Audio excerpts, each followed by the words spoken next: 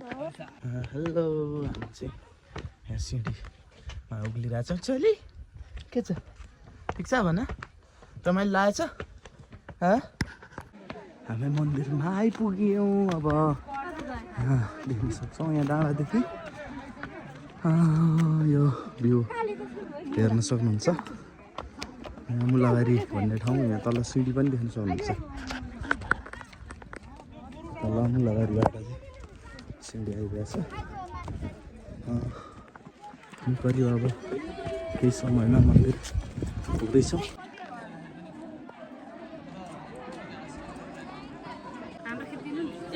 ल फोटो नि खिच्ने भिडियो नि बनाउने होइन, सबै एकैचोटि सबै हुन्छ। ल ल ल है त।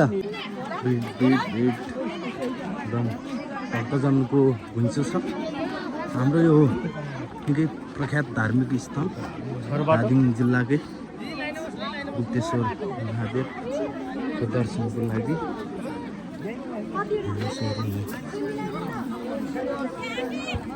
प्रसाद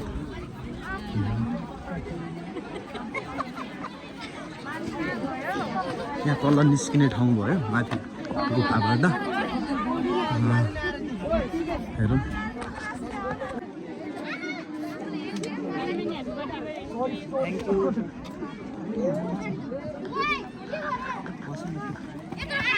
फर्स्यौँमा दर्शन गरेर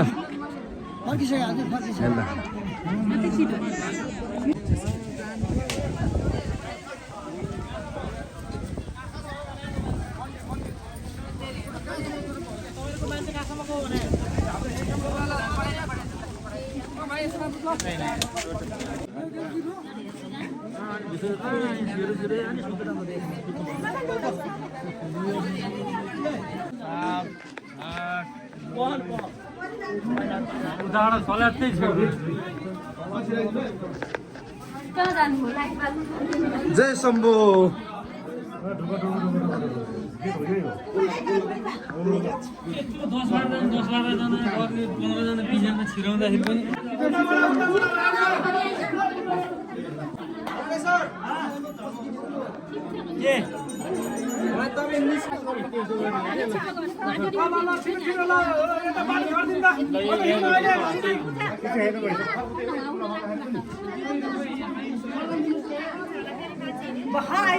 फोटो होइन है, भिडियो खिच्यो है, भिडियो हो, फोटो होइन।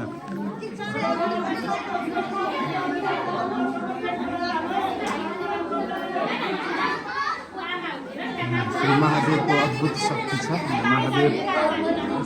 महादेवमा तपस्या गरेर बस्नु भनेको भन्ने एउटा किंवदन्ती रहिआएको छ।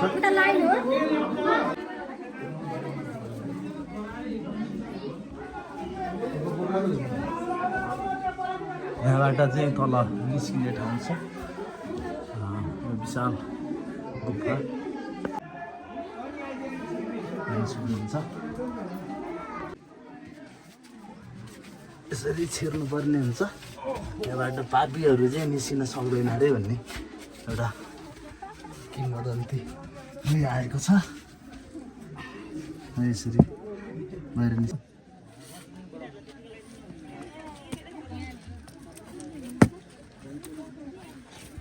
यसरी निस्किनु पर्यो। ल धन्यवाद।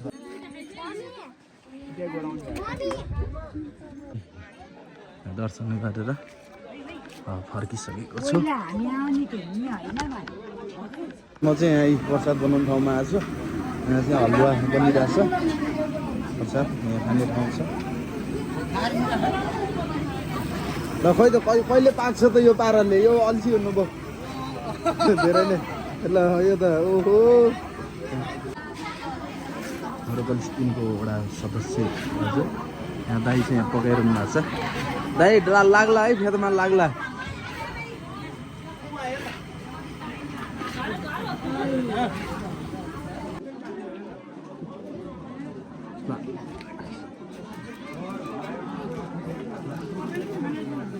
आयो आयो चटपटे आयो। ल ल मामु छमाउनुहोस्, अब खानुपर्छ।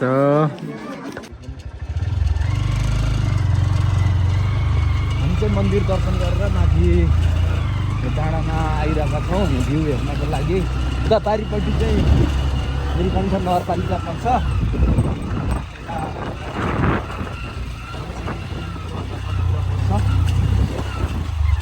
यो माथि नै रमाइलो जात्रा लाग्छ, हेर्न सक्नुहुन्छ डाँडामा। हेर्नुहोस् जात्रा लाग्ने रमाइलो यही हो।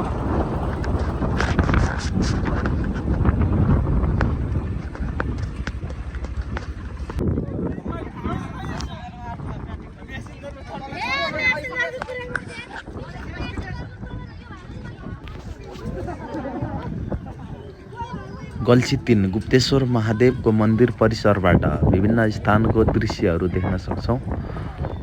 हेर्न सक्नुहुनेछ, अति नै रमणीय छ। यहाँबाट विभिन्न भूभागहरू देखिन सक्छौँ हामीले धादिङको। अब म फर्किने क्रममा छु। भिडियो के कस्तो लाग्यो अन्तिमसम्म हेरिदिनु भएकोमा धेरै धेरै धन्यवाद।